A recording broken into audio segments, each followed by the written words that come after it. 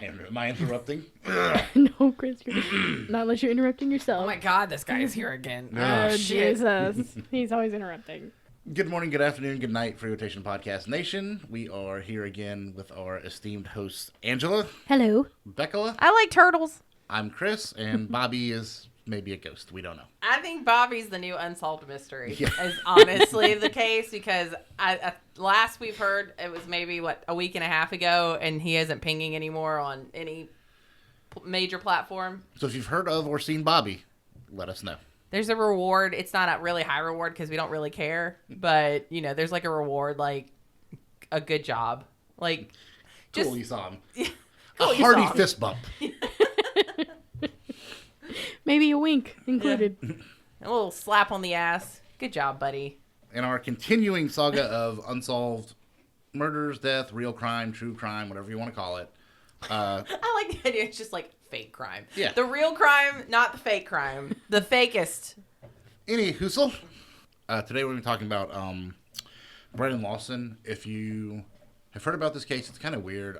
He was in Texas, ran off from his longtime girlfriend, truck ran out of gas in the middle of bumfuck nowhere. There are 911 calls from him to 911 saying there are 3 men chasing me through a field.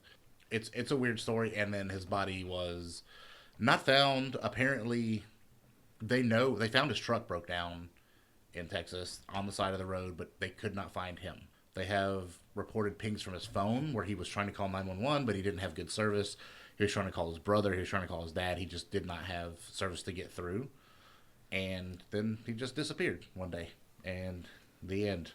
It's a cool story. So we're going to get into that one a little bit. And I'm going to play one of the 911 calls from you. The first one to 911, which was the most. There are other 911 calls. They're very scratchy, and you can kind of hear a word every now and again, and it cuts in and out, and it's hard to decipher. The one I'm going to play is the most legible and audible, and it's really weird. So we're going to get into that whole tale. So this happened on August 8, 2013.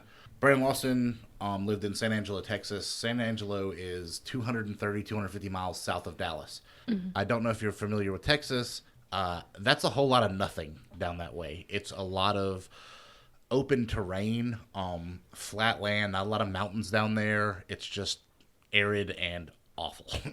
I have family that lives out in there. It's not a great place.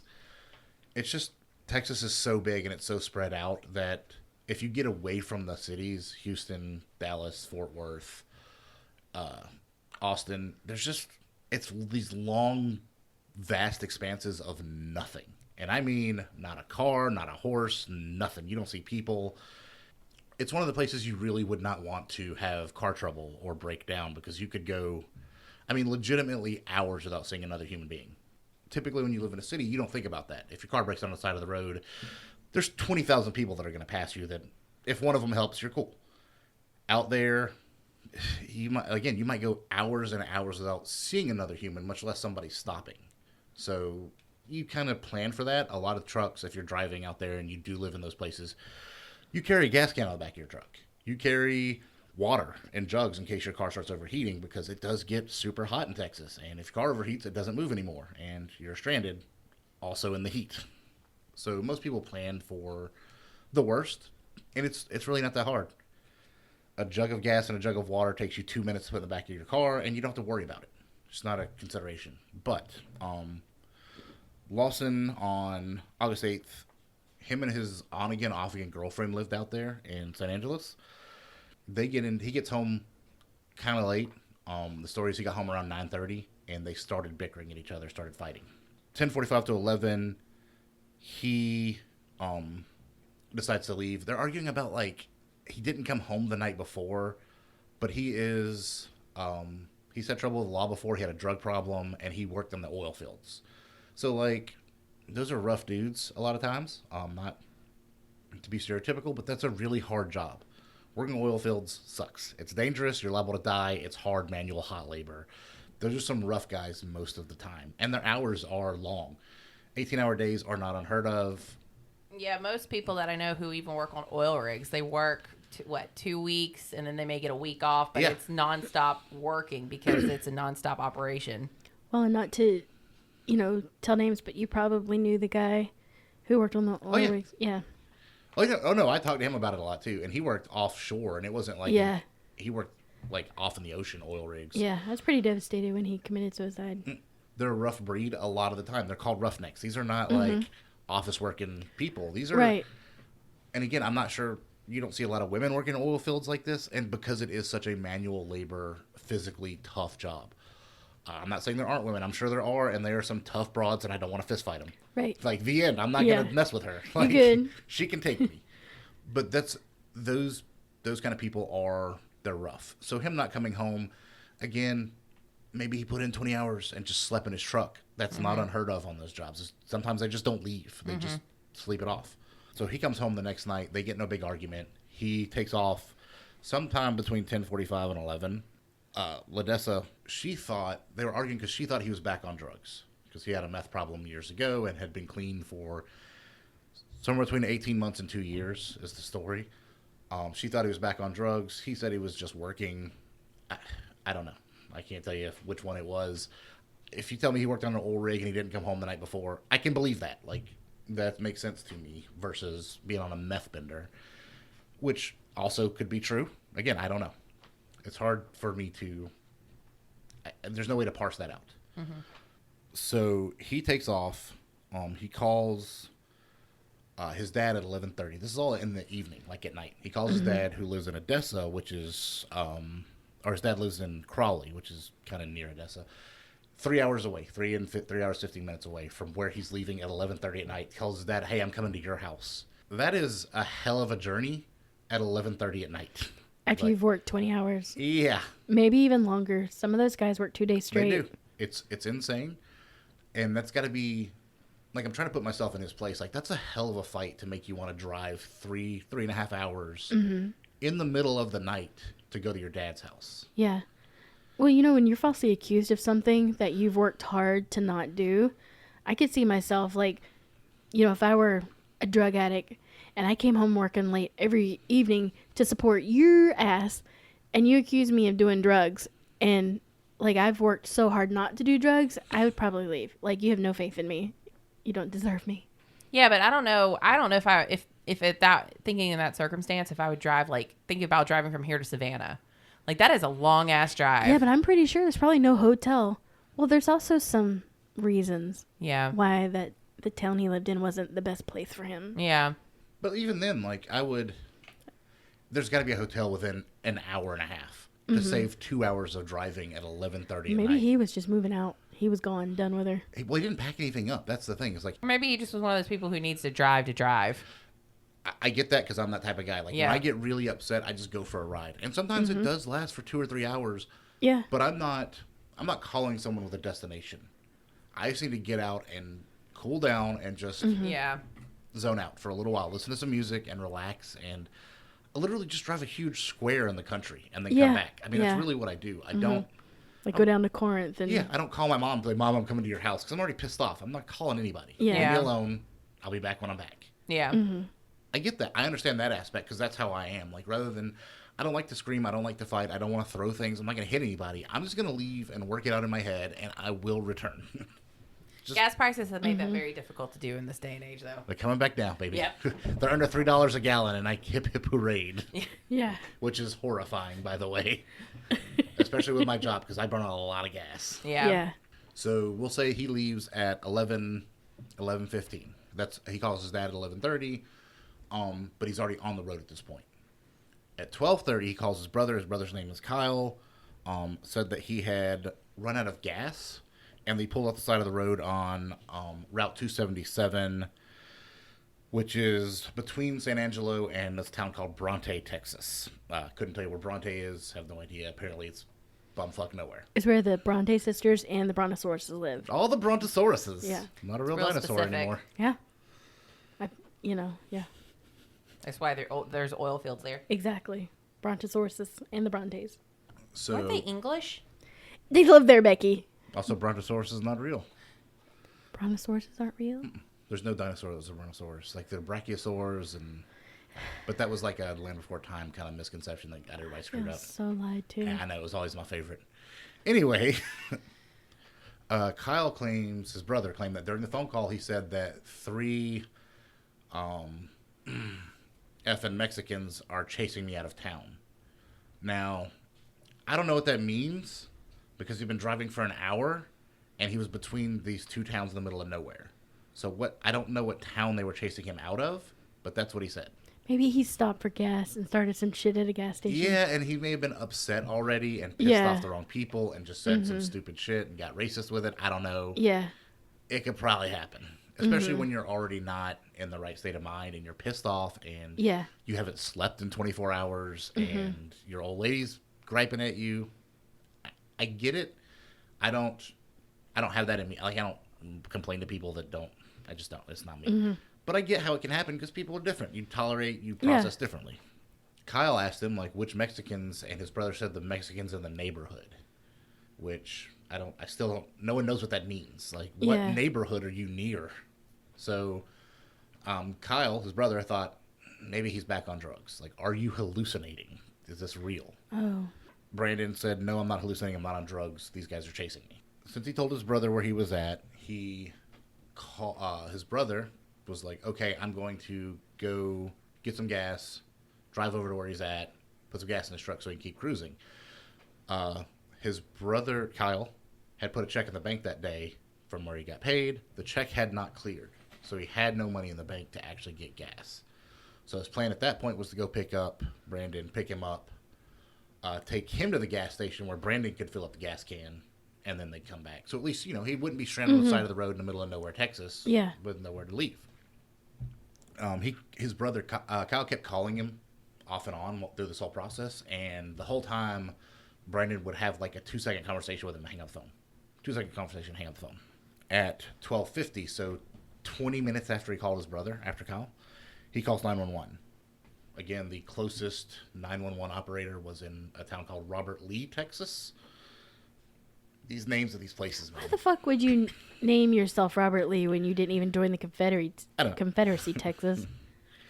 Get out of here with that shit. He told the 911 operator he had run out of gas and that he needed the cops. He said that, yes, I'm in the middle of the field. It's hard to hear, but it's the breakdown is pulled some guys over right here going toward Abilene on both sides. My truck ran out of gas. There's one car here. The guy's chasing blank to the woods. Please hurry. A few minutes after that, a trucker called 911 because he had passed the truck on the side of the road and said, hey, there's a truck that's mostly off the road. Maybe y'all want to come get it out before somebody hits it. It's, again, 1 a.m., so it's pitch black outside. I don't know how these people would be chasing him through a field at 1 a.m. I don't know how there's only one truck, but there are people chasing him. Right, because the semi only reported the one. Yeah. So it's like, is he on a bender? Mm-hmm. And he didn't even pull completely off. Like, well, again, if it ran out of gas, he may have pulled it to where it just stopped rolling, which is whatever. Yeah. But how is there someone in another car? And again, it could be off the road. If there is another car or truck, it could just be pulled off the road. And no one saw it because, again, it's pitch black 15 yards into this field. Like, you're not going to see anything if it's not lit up by your headlights. Trucker saw his truck and called 911 and said, hey, y'all might want to get somebody out here. Between 12:50 and 1:15 a.m., he kept calling his brother, his neighbor, the 911 dispatcher. But, again, this is the one where they know his phone didn't have great service and it was going kind of in and out. And some of the calls actually didn't go through. They can still see the records where he attempted from the cell towers, but nothing actually went through. So, that's scary. Like, in a world where you live in, like, massive communication at all times, where it's like you're not in the 80s and you have to find a payphone and your phone's just not going through, that's terrifying. Yeah, and we think about it because where we live, we kind of have service everywhere. But when you get into South Texas and those vast expanses, Arizona, Colorado, Utah, Wyoming, there's just not. And even if there's cell towers. Well, I was about to say, even if you have emergency services, you're looking at emergency services probably 45 minutes away. That's why a lot of those, like, lower income, like, if you think of, like, the Appalachians, like, most of the time you have to drive yourself to a hospital. Yeah. If an ambulance is not going to make it in time. They have helicopters that are designed to go pick people up when there's damage because you're 200 miles away from a hospital. Right. Like, even if you're driving normally, you're still 2.5, 3 hours away from a hospital. Yeah. In case something catastrophic happens, you're already dead. That's a long time Yeah. to try to drive yourself to a reasonable hospital care center. You know, Yeah. it's just not And possible. I think a lot of people, like, if you're not from the United States, you don't know how big Texas is.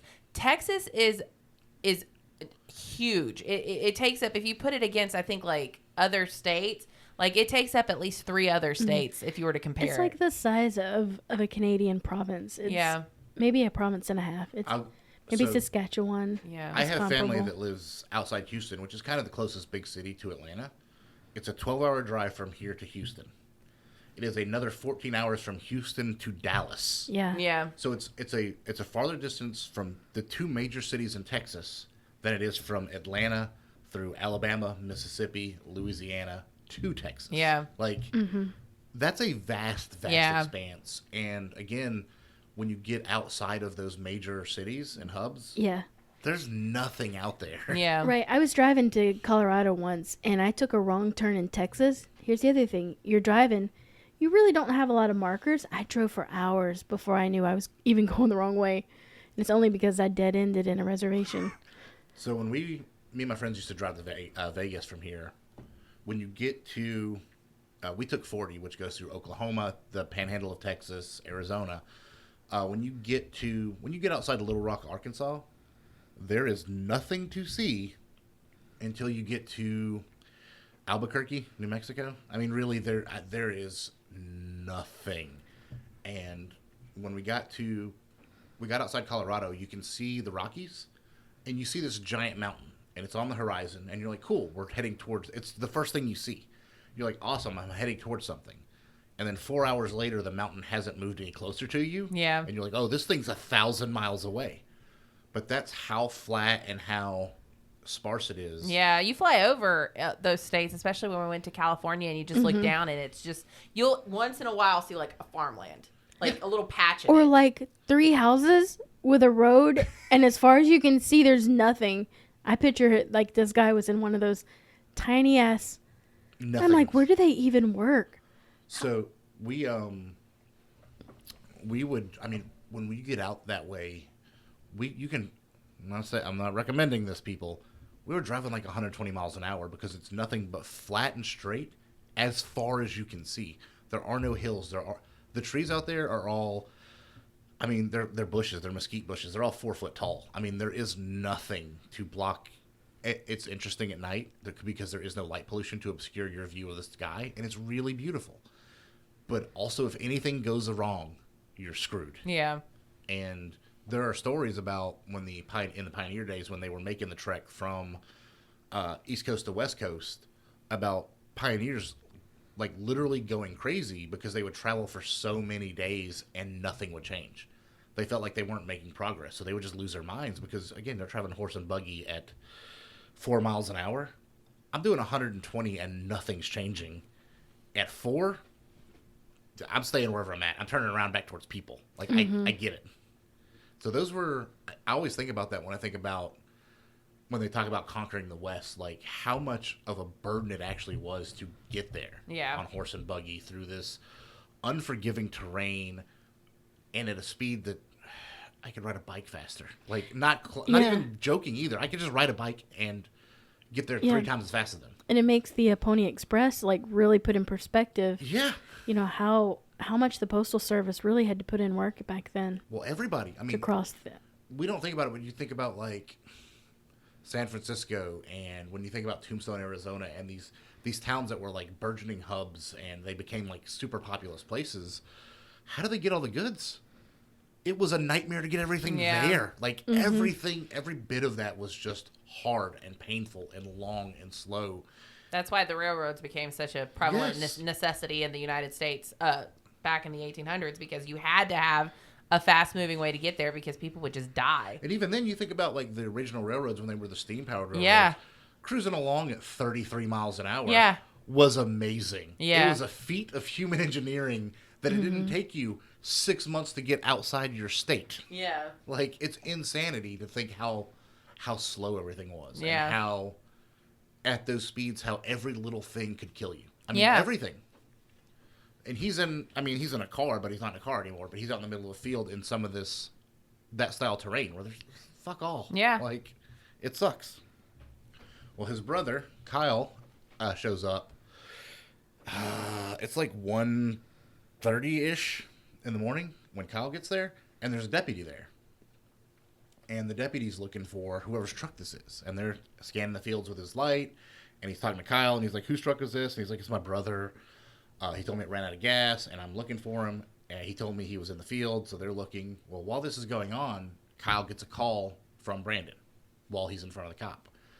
And Brandon tells him that he can see him. He can see Kyle and the cop. But Kyle doesn't say anything to the cop about this because Brandon has an outstanding warrant. Mm-hmm, right. So he's assuming that Brandon is hiding so that the cop doesn't arrest him. Well, they hang out there for a little while. The story is Kyle tells the cop they're going to get another car out there to pick up the truck and blah, blah, blah. Cop goes about his business. They leave. Like, literally the phone call that when Brandon calls Kyle in front of the cop, he's like, I can see you, I'm right here. Like, that's exactly what he says to him. But Kyle doesn't say anything. Again, he don't want his brother arrested. So when the cop leaves, Kyle drives a little bit up the road, pulls over to the side, and waits on Brandon to come out of the brush, the field, whatever he's hiding in. Never shows up. They kind of freak out. They're literally there until 8 in the morning. He never comes out of the field. 8 a.m., they tow the truck. They're going back through the messages, and the messages to 911 are, like I said, there's one of them where he's telling them, hey, it sounds like I hit them, and they're chasing me. They've got a gun. And he's hiding supposedly under a log or some brush. Mm-hmm, yeah. So we know where his truck ended up. We have the 911 calls from where his cell phone was pinging off the towers. We know kind of where he was at. Nothing becomes of it. He never shows back up. They never find his body. The next day they launch a search party. They bring out the Rangers. They don't find anything. They can't find where there's been anyone else there, where there was blood, there was shooting. I mean, nothing. So if this dude was on a meth bender, he was really freaking the hell out. I don't understand how he could, if he was in eyesight range of his brother and the cop, why he wouldn't come out when the cops left. Mm-hmm. Why his brother had to drive up the road. None of that makes any sense. And I'm going to play the 911 call because this is the first one that came through when he was, this is the one that, like, again, it's only been, I know this sounds like it's a lot, but it's been an hour since he left his house. Like, in an hour, everything has gone just bullshit awry. Yeah. But yeah, this is the 911 call, and I don't know how well this is going to play because it's already kind of scratchy, but we're going to try. Mm-hmm. I'm in the middle of the field. It's like we're just pushing guys over. Right here going towards Javelin on both sides. My truck ran out of gas. There's one car here. Got straight to the woods. Please hurry. Okay, now run that by me. We're not talking to him. I saw we ran into him. Ah, you ran into him. Okay. Got the first guy. Do you need an ambulance? It's right there. It sounds like it says shot No, the I need first a guy. call. Okay. Is anybody hurt? Hello? So, like, it sounds like, and it's weird because he's like, ran out of gas here on the way to Abilene, Texas on both sides of the road. And it's like, what the hell does that mean? Like, I don't know if he's just panicking and just trying to get help or if he actually is on, like, a meth bender. It sounds like he says he ran into him. So I don't know if he got in an accident, but his truck wasn't, like, dinged up or anything. So if he hit somebody, it would have been really slow. It sounds like he says, I shot him. It's like, who? Yeah, like I shot the first one. Yeah, I shot the first guy. And it's like, what the hell does that mean? Did you have a gun and just start firing and now they're trying to murder you? Mm-hmm. But the other 911 calls, which I don't have, it's him saying that there's 3 of them chasing me. They've got a gun and I'm hiding. So And he kind of whispers, I'm hiding. Yeah. And it's like, they're here, I'm hiding. Yeah, and it's like, okay, bro. Terrifying. Yeah. So that's his whole story. Like, literally just disappeared. Until February of this year, some independent researchers went out there and found some clothes that may have been his that were fairly, when I say in the vicinity, like a mile away from where all this happened. And then they found some bones that they believe are his. But who the hell knows? They're getting DNA tested right now. But and they haven't released a cause of death yet, but from what they have released, there were no obvious signs of murder. So, like, no bullet holes, no, like... So he probably got lost out there. Hatchets to the back of the head. Yeah. And it may not even be him. That's the thing, is they found some clothes and a body. Who knows? I mean, it's pretty arid out there. Stuff preserves fairly well. It could have been from the 30s. I mean, there's no way to really tell. That's why they're DNA testing. They assume it's probably him because of the vicinity where they were found. But there's no way that they know until they DNA test it. It's just this really weird... Things go really bad really quickly, and no one's even sure why or how. He goes from, I'm going to my dad's house, to I'm hiding in a field because they'll murder me in an hour. Yeah. Which is... It doesn't seem like shit can go that wrong, that bad, that fast. But usually when it goes bad, it's usually pretty quick. But not... I mean, you don't... And again, this is in South Texas. It could have been cartel country. He could have run up on the wrong thing at the wrong time. Even he might have got unlucky and ran out of gas close to a drug exchange. Which a lot of people think that the cartel and the local law enforcement were in on it. And he just happened, and that's why things were so delayed happening for him. Like, they're like, okay, he did call 911. Where was that cop at? Because the one who went out there responded to the trucker's call. Yep. Not his call. So. Well, you have to think, even then, even with the trucker's call, it still took the cop 45 minutes to get out there. Yeah. Again, we're not talking about these places that are, I mean, they're not patrolled constantly by 20 cops. It's not like a state trooper parked on the side of the road. Right. It's going to take me an hour to get out there. Which is why I was surprised the deputy left when he did, because, you're not getting back out there. Well, that, and again, I don't know. He may have got another call. There may have been something that happened in Bronte, Texas that he had to go deal with that was more Emily pressing. was showing her ass. Yeah, well, and that was more pressing than a truck ran out of gas on the side of the road. Yeah. That the guy who owns the truck's brother's there and says, yes, we're going to get gas in a tow truck. Oh, you've got this handled. Good. Cool, good. I got to go handle a shooting. Yeah. Like, I'm not blaming that cop because I don't know. Yeah. Something may have happened, and I'm sure their police force in Bronte is 3 guys and maybe, I don't know, a dog or a dispatcher. Probably a sheriff and one deputy. Yeah. Like, again, if anything else happens out there, he's got to go. And for something that's not and again, on Brandon's side, it's an emergency. But to everyone else, it just looks like he started walking. Like, his truck ran out of gas and he hit the field. I'm like, yeah. What am I going to do? I don't have time to track down this dude. Like, I'm a cop.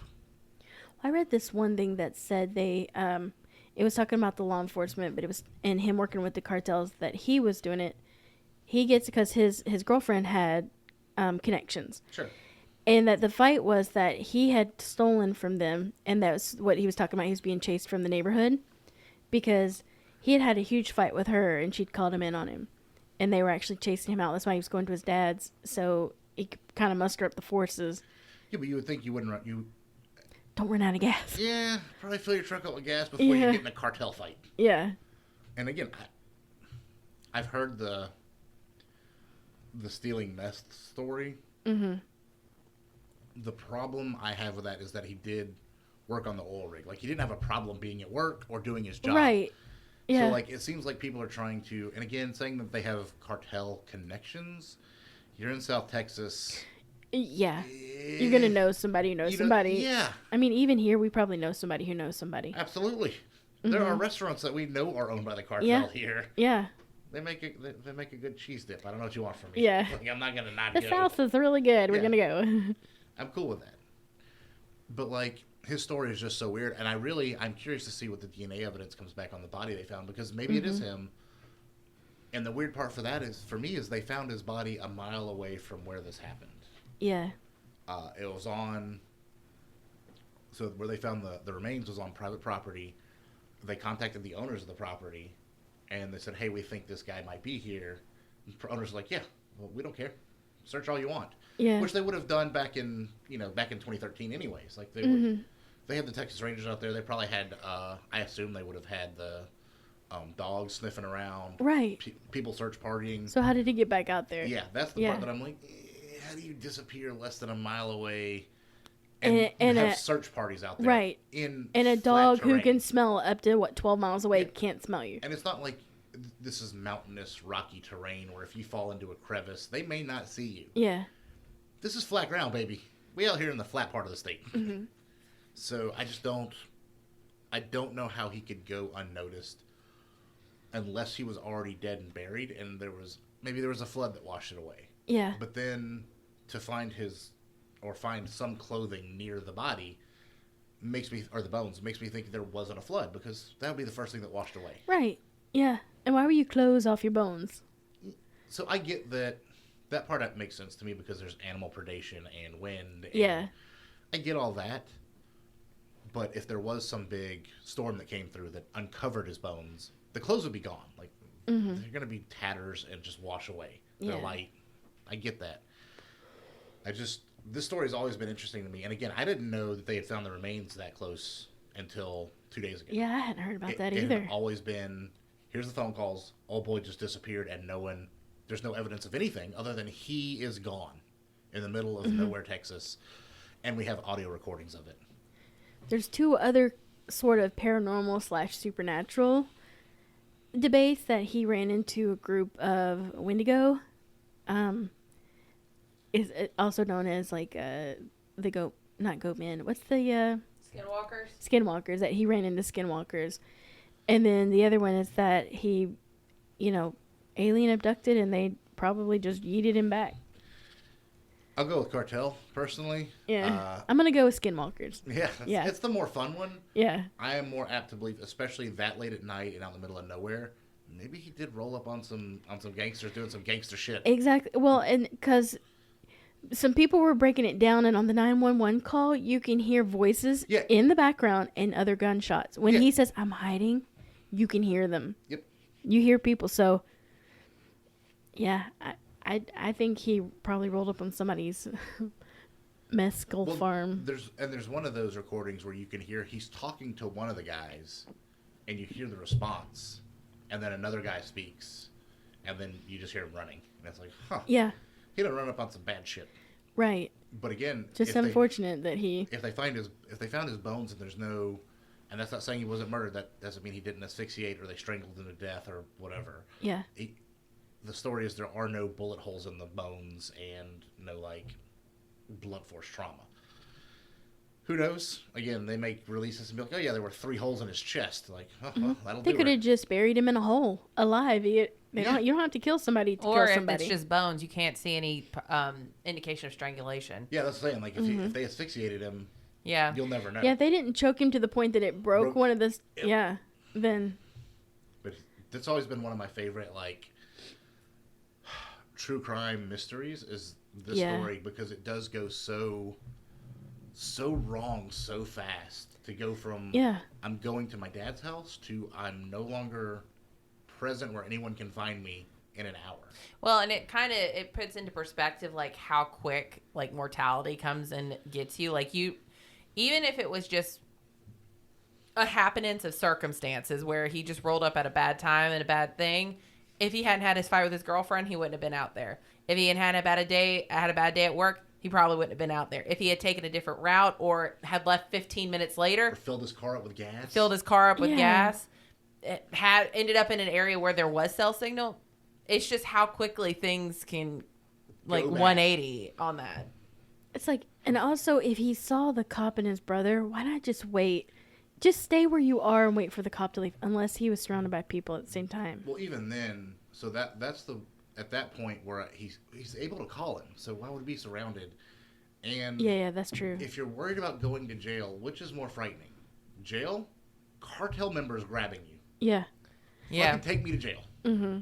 That's why some people think he was worried about going to jail because the law enforcement was working with the cartel. But I can't remember more of that theory that proved or disproved it. But I would hate to, say that the law enforcement probably was. Yeah, I mean, there's no way. Again, it seems like that would be one of the more forefront theories if there was any evidence that was true. Every time you look this up, you're like, yeah, local law enforcement deals with meth cartels. Now, I know that is a place where a lot of people have disappeared and gotten killed. So that's where the UFO and skinwalkers come in. But it makes more sense than what you said. You're walking up on cartel stuff. Yeah, middle of nowhere, South Texas, easy to get across the border. And again, if you haven't looked into these cartels, they're real good about making people disappear. And there are search parties of moms in Mexico that go out and unearth these mass graves where the cartels are just killing people Oh, we have by the hundreds. We had a murder in my jurisdiction that was cartel related, and you don't think about it because we're in the middle of metro Atlanta, Yeah. and you think, okay, we're nowhere near a border or anything like that, but They still gotta have people. then they move We had to all shut- over the United States. Yeah. We had to shut down our facility in Mexico because 7 people who were coming to work were beheaded and their heads left out on the water fountain. The fountain in the middle of the city. So we shut down. I mean, immediately. Done. Yeah. Done. And I mean, that's... I don't know if I want that to be his remains or not. If it's not, the story's it's still creepy. And if it is, and there's evidence of like a murder, like, it's less creepy. He apparently just made a bunch of bad decisions and did not run towards the cop as fast as he could. Yeah. Mm-hmm. Which is less interesting. His last call where he whispers, I'm hiding, they're coming. Yeah. Oh, God. I mean, hearing the absolute fear in his voice is... I mean, here's the thing, though. Like, if it's not his body, it's probably a shit ton of bodies out in that area.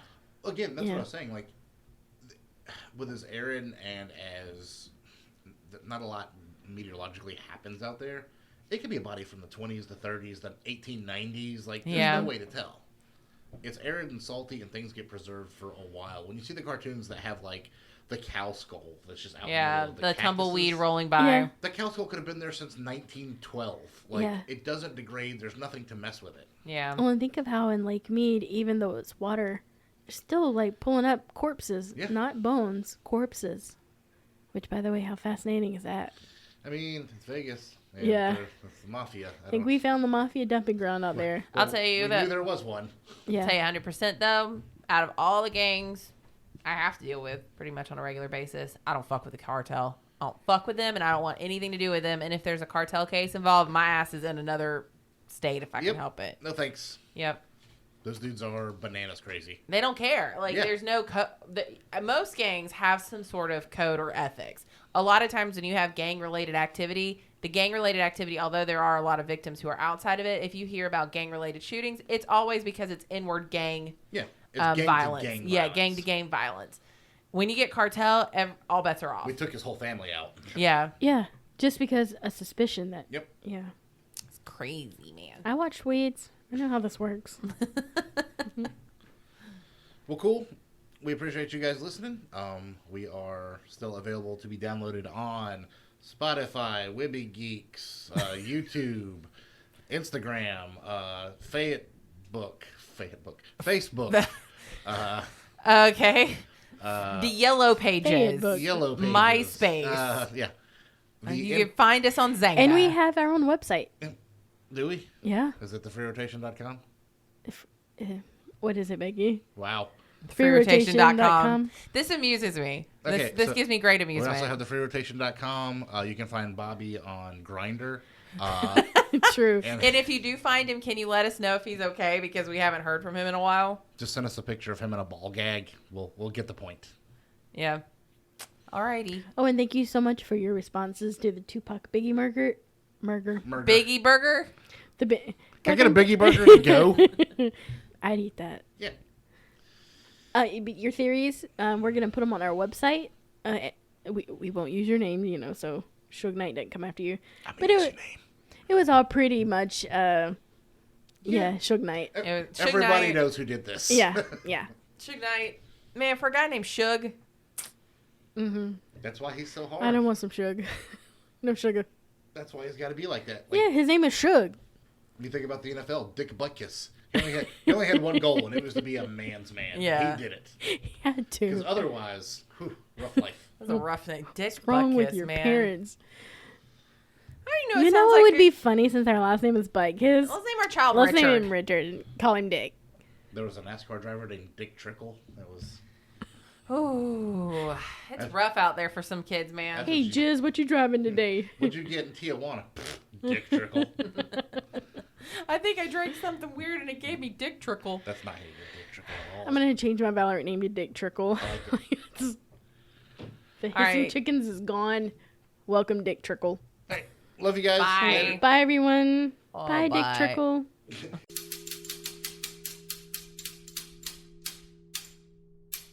Free